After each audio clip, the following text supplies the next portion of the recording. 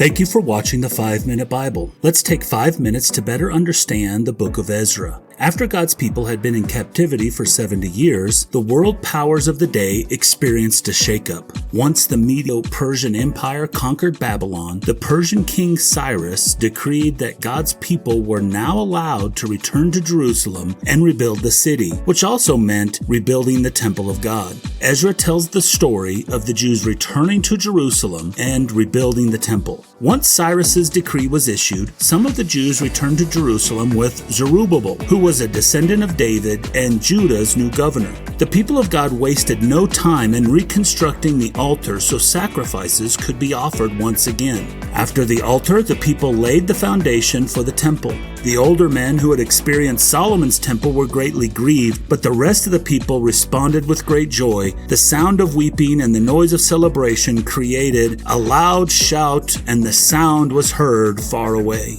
The enemies of the people of God began to see they were serious about rebuilding, so they began to do whatever they could to hinder their progress. The pressure was so great that the work on the temple stopped for almost 20 years. So God sent the prophets Haggai and Zechariah to spur the people to begin rebuilding.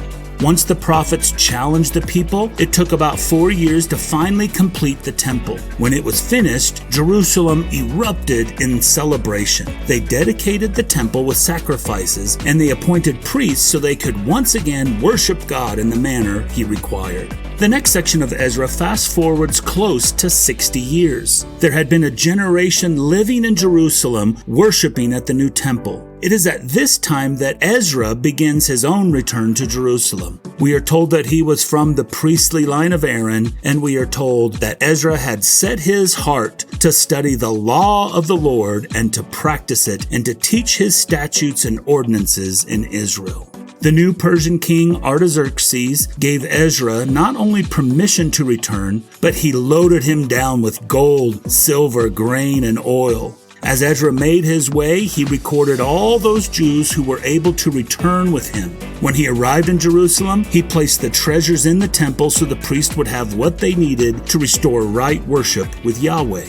When Eᴢʀʏ arrived, he found that after a generation, the people had reverted to the same behavior which resulted in their captivity in Babylon. Eᴢʏ heard that the people of God had begun to intermarry with those who were not faithful to Yahweh.